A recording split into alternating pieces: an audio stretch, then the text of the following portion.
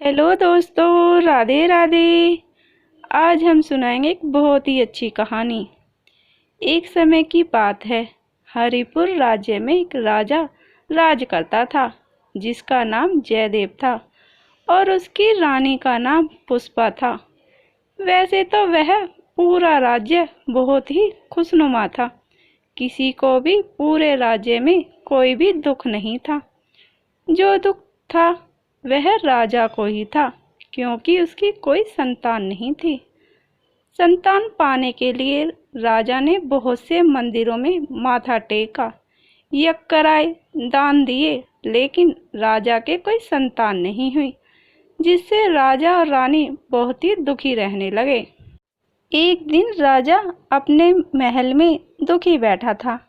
तभी उसके मंत्री ने आकर राजा को एक पंडित के बारे में बताया, जो बहुत ही ज्ञानी था और दूर दूर तक बहुत ही मशहूर था, जो हर किसी की समस्या का समाधान करता। जब राजा ने उसके बारे में सुना तो वो बहुत ही खुश हुआ और उस पंडित से मिलने के लिए तुरंत ही महल से निकल पड़ा। 3 दिन की यात्रा के पश्चात राजा उस पंडित से मिला और अपनी समस्या उस पंडित से बताई। राजा की समस्या सुनने के बाद पंडित ने राजा को उपाय बताया कि आपके कुल देवता आपसे नाराज हैं। आपको अपने कुल देव को मनाना है, जिसके लिए आपको अपने कुल देव के नाम से गरीबों में दान करना होगा। इससे आपके कुल देव प्रसन्न होंगे और आपको संतान प्राप्ति अवश्य होगी। यह बात सुनकर राजा बहुत खुश हुआ और पंडित को इनाम देकर वापस अपने राज्य आ गया। वापस आने के पश्चात राजा ने जल्दी ही एक यज्ञ कराया, जो कि कुलदेव को मनाने के लिए किया गया था, और कुलदेव के नाम पर ही गरीबों में दान किए गए। यज्ञ समाप्ति के कुछ महीने बाद राजा को मालूम होता है कि रानी पेट से है। राजा बहुत ही खुश होता है, साथ ही पूरा राज्य खुशी से झूम उठता है। समय बीतने के साथ ही रानी ने एक पुत्र को जन्म दिया, जो दिखने में बहुत ही सुंदर था। युवराज के जन्म की खुशी पूरे राज्य में मनाई गई। सभी बहुत खुश थे। अब राजा ने सोचा, क्यों न इसका नामकरण और इसके भविष्य भी उसी पंडित से दिखाया जाए। तो राजा ने अपने सिपाही भेजकर उसी पंडित को बुलवाया। राजा के सिपाही उस पंडित को लेकर आ गए। पंडित ने आकर युवराज की कुंडली बनाई और उसके बारे में देखकर चौंक गया। राजा ने पूछा, पंडित जी, कैसा है मेरे बेटे का भविष्य? पंडित बोला, महाराज, अगर मेरी जान न ली जाए तो बताऊं। ये सुनकर राजा बोला, मैं भला आपकी जान क्यों लूंगा? पंडित बोला, बात ही कुछ ऐसी है महाराज। तो राजा बोला, ठीक है, हम आपकी जान नहीं लेंगे, अब बोलें। पंडित बोला, महाराज, ये बालक अपने ही पिता की हत्या करेगा और अपनी माँ से शादी करेगा। यह सुनकर राजा के होश उड़ गए और पैरों तले जमीन निकल गई। पहले तो राजा को पंडित की बात सुनकर बहुत गुस्सा आया। फिर राजा ने सोचा, इस पंडित की हर वो बात सच हुई है जो भी मैंने इससे पूछी है। राजा ने तत्काल फैसला लिया और एक सिपाही को बुलवाया और उससे कहा कि इस बच्चे को जंगल में ले जाकर मार दो और सबूत के तौर पर इसकी आंखें मुझे लाकर दिखाना। सिपाही आज्ञा पाकर तुरंत ही उस बच्चे को लेकर जंगल की ओर चल पड़ा। जंगल में पहुंचकर सिपाही ने जैसे ही उस बच्चे को मारने के लिए अपनी तलवार निकाली, वैसे ही उस सिपाही को उस बच्चे पर दया आ गई। तो सिपाही ने उस बच्चे को एक टोकरी में रखकर नदी की धारा के साथ बहा दिया और एक हिरन को मारकर उसकी आंखें निकाली और राजा को जाकर दिखा दी कि मैंने उस बच्चे को मार दिया है। राजा को यह सुनकर बहुत दुख हुआ था। साथ में तसल्ली इस बात की थी कि अब उस पंडित की भविष्यवाणी सच नहीं होगी। उधर दूसरी तरफ बच्चा नदी की धारा के साथ बहता हुआ रामपुर नामक राज्य में प्रवेश कर लेता है और एक मछुआरे को मिलता है और मछुआरा उस बच्चे को लेकर राजा के पास जाता है और राजा को बताता है कि यह बच्चा मुझे नदी में मिला, जो नदी की धारा के साथ बहता हुआ आ रहा था।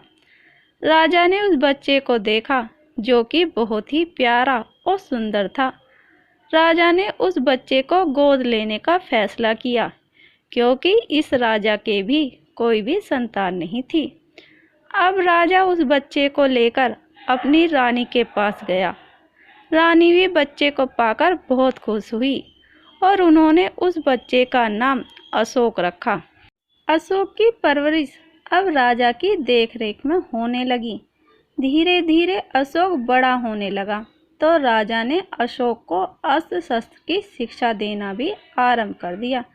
बड़े होते होते अशोक सभी अस्त्र शस्त्र चलाने में निपुण हो गया। दूसरी तरफ राजा भी बूढ़ा हो चला था तो राजा ने सोचा अब अशोक को इस राज्य का नया राजा बना दिया जाए। यही सोचकर राजा ने पूरे राज्य में ऐलान करा दिया कि आने वाली पूर्णिमा को राजकुमार अशोक को नया राजा बनाया जाएगा और उनका राज तिलक होगा। यह सुनकर पूरा राज्य बहुत खुश था। पूरे राज्य में उत्सव की तैयारी पूरे जोरों के साथ चल रही थी। राजा ने दूर दूर से पंडित और ब्राह्मणों को बुलवाया गया। आखिर वो दिन भी आ गया जिस दिन अशोक को राज तिलक होना था। सभी बहुत ही खुश दिखाई दे रहे थे क्योंकि अशोक का राज तिलक होने ही वाला था। राज तिलक होने से पहले राजा ने सभी आए हुए पंडित और ब्राह्मणों से पूछा कि अशोक कैसा राजा बनेगा, ये बताइए। सभी पंडित और ब्राह्मण अपने पत्रों में देखने लगे। पत्रों में देखने के बाद सभी पंडित और ब्राह्मण डर गए और कुछ न बोले। राजा ने फिर से पूछा तो एक पंडित हिम्मत करके बोला, महाराज, राजकुमार अशोक का भविष्य बहुत ही डरा देने वाला है, इसलिए कोई भी आपको बताना नहीं चाहता। राजा ने कहा, भविष्य चाहे जैसा भी हो, आप हमें बताइए। यह सुनकर वह पंडित बोला, महाराज, राजकुमार अशोक अपने पिता की हत्या करेगा और अपनी माँ से शादी करेगा। ये बातें राजा और राजकुमार के साथ साथ पूरी सभा ने सुनी। सुनकर सभी डर गए और पूरा खुशी का माहौल दुख में बदल गया। सभी के मुख पर मायूसी छा गई थी। जैसे ही राजकुमार ने यह सारी बातें सुनी तो वो वहां से जाने लगा। सभी ने उसको रोका पर अशोक ने कहा, मुझे कुछ देर के लिए अकेला रहना है, और अशोक वहां से चला गया। अशोक अकेले में जाकर सोचने लगा, मैं अपने पिता की हत्या कैसे कर सकता हूँ। यही सारी बातें उसके मन में चल रही थी तो अशोक ने सोचा कि मैं यह राज्य ही छोड़कर चला जाता हूँ। न मैं यहाँ रहूँगा और न ही वो भविष्यवाणी पूरी होगी। यही सोचकर अशोक अपने राज्य की सीमा से निकलकर दूसरे राज्य की सीमा में प्रवेश करने लगता है। तो दूसरे राज्य की सीमा पर कुछ लोग उसे वहां आने से रोकते, पर अशोक नहीं रुकता। तो अशोक और उन लोगों में युद्ध हो जाता है और युद्ध में अशोक सभी को मार देता है और आगे बढ़ जाता है। अशोक को यह भी नहीं पता था कि उसने किसको मारा था। अशोक उस राज्य में छिपकर रहने लगा। एक दिन अशोक ने सोचा कि बहुत दिन हो गए हैं मुझे यहाँ छिपकर रहते हुए। मुझे यहाँ से बाहर निकलकर इस राज्य में थोड़ा घूमना चाहिए ताकि मुझे कुछ अनुभव हो सके कि यहाँ के लोग कैसे हैं। यही सोचकर अशोक वहाँ के बाजार में जाता है और वहाँ घूमने लगता है। तो वहीं उसके कानों में एक बात पड़ी कि जंगल में एक शेर रहता है। जो भी उस जंगल में जाता है वह शेर उसको मारकर खा जाता है। इस कारण से ही कोई भी उस जंगल में जाने की हिम्मत नहीं करता। इसी कारण से यहाँ के मंत्री ने यह घोषणा की है, जो भी उस शेर को मार कर लाएगा वह इस राज्य का नया राजा बनेगा। यह सब सुनकर अशोक ने सोचा कि यही अच्छा मौका है यहाँ का राजा बनने का। यही सोचकर अशोक पहले मंत्री से मिलने गया और वहां से सारी जानकारी प्राप्त कर ली। जानकारी प्राप्त करने के बाद अशोक ने मंत्री से कहा, मैं उस शेर को मारने जा रहा हूँ। अगर मैं कल तक वापस नहीं आया तो आप समझ लेना कि अब मैं इस दुनिया में नहीं रहा। यह कहकर अशोक वहां से जाने लगा। तो मंत्री ने भी अशोक की जीत के लिए आशीर्वाद दिया और कहा, वो बहुत ही खतरनाक शेर है, तुम्हारा जीतना बहुत ही मुश्किल है। तुम अगर उस शेर से जीतना चाहते हो तो हमारे यहाँ से कुछ अस्त्र शस्त्र अपने साथ ले जा सकते हो। अशोक ने वहां से एक तलवार और धनुष बाण लिए और जंगल की ओर चल दिया। अशोक जंगल की ओर जाते हुए सोच रहा था कि उस शेर को कैसे मारा जाए। अचानक से उसके मन में एक विचार आया कि शेर पानी पीने तो नदी किनारे जरूर ही आएगा, तो शेर को वहीं मारूंगा। यही सोचकर अब जंगल में नदी किनारे पहुंचा और एक पेड़ पर चढ़ गया और शेर के आने का इंतजार करने लगा। इंतजार करते करते रात हो गई पर शेर नहीं आया। रात को अशोक को भी नींद आने लगी। जैसे ही अशोक सोने वाला था उसको झाड़ियों में से आवाज आने लगी। अशोक ने देखा कि वह शेर था। उसने बाण से शेर की तरफ निशाना बनाया और छोड़ दिया और इत्तेफाक देखो, पहले ही बाण से शेर मर गया। शेर मर गया है इस बात का अशोक को अभी तक पता नहीं था, इसलिए ही वह रात में पेड़ से नीचे उतर कर नहीं आया। सुबह होने पर अशोक पेड़ से नीचे उतरा और उन झाड़ियों की ओर गया जहां उसने बाण चलाया था। वहां जाकर देखा तो शेर मरा पड़ा है। शेर को देखकर अशोक बहुत खुश हुआ और शेर को उठाकर उसने अपने कंधों पर रखा और तेजी से वह मंत्री के घर को ओर चल दिया। जैसे ही वह मंत्री के घर शेर को लेकर पहुंचा, मंत्री भी शेर को देखकर बहुत खुश हुआ, क्योंकि आज तक उस शेर को कोई नहीं मार पाया था। मंत्री ने तुरंत ही पूरे राज्य में ऐलान करा दिया, अशोक ने शेर को मार डाला है और आने वाली पूर्णिमा को अशोक का राज तिलक होगा। उनको राजा बनाया जाएगा। साथ ही रानी पुष्पा से राजा अशोक की शादी कराई जाएगी। इस खबर को सुनकर सभी बहुत खुश थे, लेकिन जब अशोक को शादी वाली बात पता चली तो वह तुरंत मंत्री के पास पहुंचा और शादी का कारण पूछा। तब मंत्री बोला कि इस राज्य का यह एक नियम है कि यदि कोई व्यक्ति जो राजा का वंशज नहीं है और उनको राजा बनाया जाए तो उस व्यक्ति को जो राजा बनता है इस राज्य की रानी से विवाह करना पड़ता है। यदि वह विवाह करने से मना करता है तो उसको राजा नहीं बनाया जाता। यह सारी बातें सुनकर अशोक ने सोचा, पहले राजा बन जाता हूँ और शादी कर लेता हूँ, बाद में आगे की सोचूंगा। आने वाली पूर्णिमा को अशोक का राज तिलक किया गया और साथ ही रानी पुष्पा से अशोक की शादी कराई गई। राज्य के मुताबिक सब कुछ ठीक चल रहा था, लेकिन आने वाले 6 माह क्या मुसीबत लेकर आने वाले थे ये कोई नहीं जानता था। आने वाले 6 माह में अचानक से एक महामारी सी उस राज्य में आ गई थी। वहाँ के सभी लोग एक लाइलाज बीमारी के चपेट में आने लगे थे और वर्षा की कमी के कारण वहाँ पर सूखा भी पड़ने लगा था। कोई नहीं जानता था कि अचानक से ये क्या होता जा रहा था। एक तरफ जहाँ लोग बीमारी से मर रहे थे, दूसरी तरफ भूख से, क्योंकि सूखा पड़ने से वहाँ की सारी फसल नष्ट हो गई थी। अब वहाँ के लोगों ने वहाँ के राजा से गुहार लगाई कि उनकी बीमारी और भूख से उनकी मदद की जाए। अशोक ने भी राज्य की भलाई के लिए खजाने के दरवाजे खोल दिया। एक तरफ जहां जनता की देखभाल और इलाज के लिए खजाना निकल रहा था, दूसरी और दूसरी तरफ जनता के खाने के लिए खजाना निकल रहा था। धीरे धीरे राजा का खजाना भी खाली होने लगा और अनाज भंडार तो पहले ही खाली हो चुका था।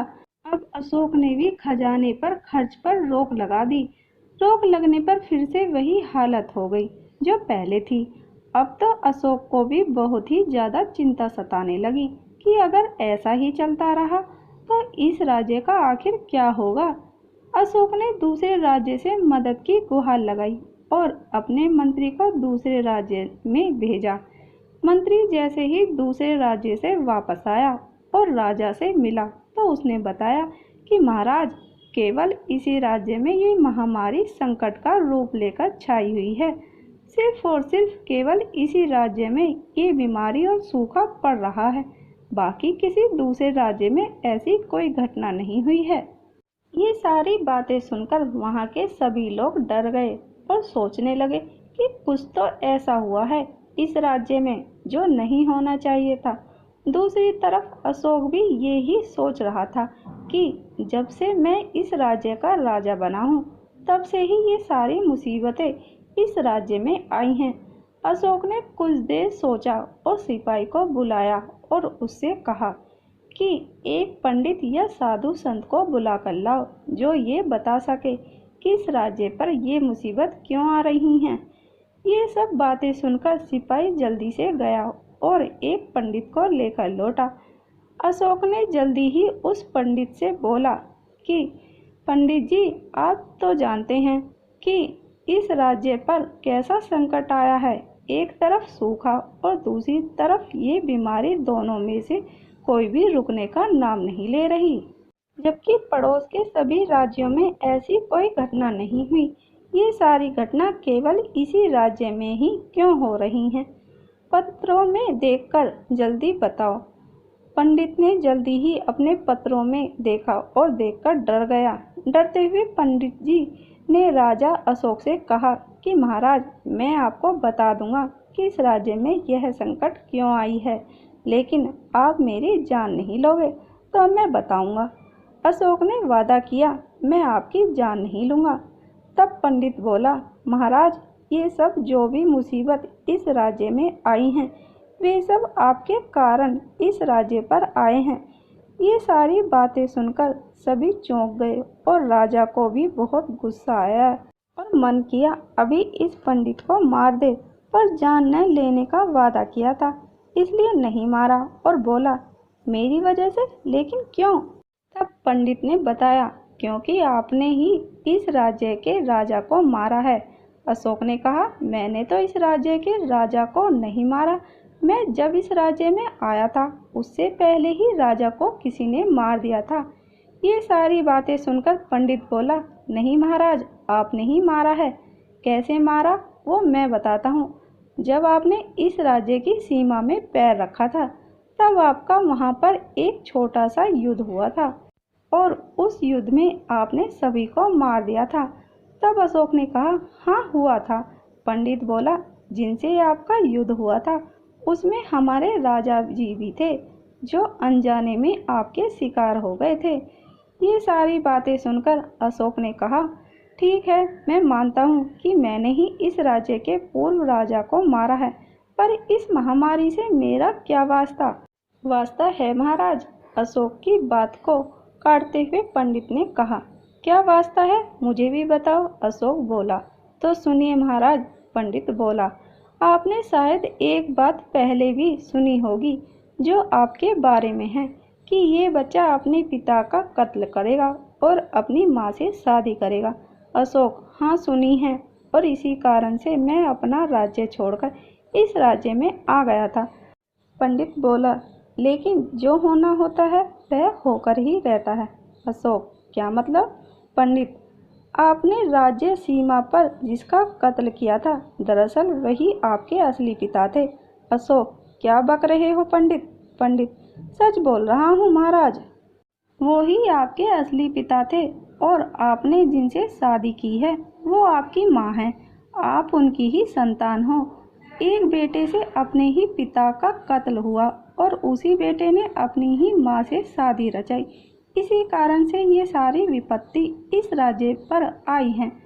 मानता हूँ आपसे जो भी हुआ अनजाने में हुआ, पर हुआ तो है। जैसे ही ये सारी घटना रानी को पता चली, वह सदमे में आ गई और उसकी मृत्यु हो गई। अब अशोक ने इस बात का प्रमाण करने के लिए मंत्री से पूछा कि क्या यह बात सच है। मंत्री: मुझे नहीं पता महाराज, ये बात कितनी सच है, लेकिन जो हमारे पहले राजा थे उनके एक बेटा हुआ था जो एक सैनिक के हाथों जंगल में कत्ल करवा दिया था। अशोक: उस सैनिक को बुलाओ जिसने उस बच्चे को कत्ल किया था। सैनिक को पेश किया गया। अशोक सैनिक से: क्या तुमने उस बच्चे को सच में कत्ल किया था जो पहले राजा ने दिया था? सैनिक गर्दन झुकाकर बोला: नहीं महाराज, मैंने उस बच्चे को नहीं मारा था। मुझे उस बच्चे पर दया आ गई थी तो मैंने उसे एक टोकरी में रखकर नदी की धारा के साथ बहा दिया था और एक हिरन को मारकर उसी की आंखें निकालकर महाराज को दिखा दी थी। ये सारी बातें सुनकर अब तो अशोक को भी विश्वास हो गया था कि मैं ही उनका बेटा हूँ। अशोक कुछ देर सोचता है कि ये सारी मुसीबतें मेरे ही कारण इस राज्य पर आई हैं और मैंने ही अपने पिता की हत्या की और माँ से शादी। ये मुझसे कैसा पाप हो गया। मैंने पाप किया है तो सजा भी मुझे ही मिलनी चाहिए न कि इस राज्य को या इसमें रहने वाले सभी व्यक्तियों को। मुझे अपने आप को कैसी सजा देनी चाहिए। अशोक इसके विषय में ही सब सोच रहा था। अशोक एक विचार करता है और मंत्री को बुलाता है। उससे कहता है कि सारे राज्य में ऐलान करा दें कि सभी व्यक्तियों को आज 2 घंटे बाद महल के पास उपस्थित होने को कहें। मंत्री ऐसा ही करता है। जब उस राज्य के सभी लोग वहां उपस्थित हो जाते हैं तो अशोक उनको आप बीती सुनाता है और दूसरी तरफ एक जल्लाद से 2 शिला गर्म करने को कहता है। जब शिला पूरी तरफ गर्म हो जाती है तब अशोक जल्लाद को आदेश देता है कि उन शिलाओं से सभी जनता के सामने अपनी आंखें फोड़ने का आदेश देता है। यह सब सुनकर सभी डर जाते हैं और सभी अशोक से मना करते हैं। आपको ऐसा नहीं करना चाहिए, जो हुआ अनजाने में हुआ। अशोक उनकी बातें नहीं मानता है और अपनी आंखें फुड़वा लेता है और एक भिखारी की तरह वहां से चला जाता है और कुछ समय बाद उसकी मृत्यु हो जाती है। उधर दूसरी तरफ धीरे धीरे सब उस राज्य में ठीक हो जाता है। तो दोस्तों, ये थी कहानी होनी, जिसे कभी कोई टाल नहीं सकता। तो दोस्तों, अगर राजा अशोक की जगह आप होते तो आप क्या निर्णय लेते, हमें कमेंट करके ज़रूर बताइए। कहानी पसंद आई हो तो प्लीज़ लाइक और शेयर करना बिल्कुल भी ना भूलिए और इस तरह की कहानी सुनने के लिए हमारे चैनल को सब्सक्राइब ज़रूर कीजिएगा। कहानी सुनने के लिए आपका बहुत बहुत धन्यवाद।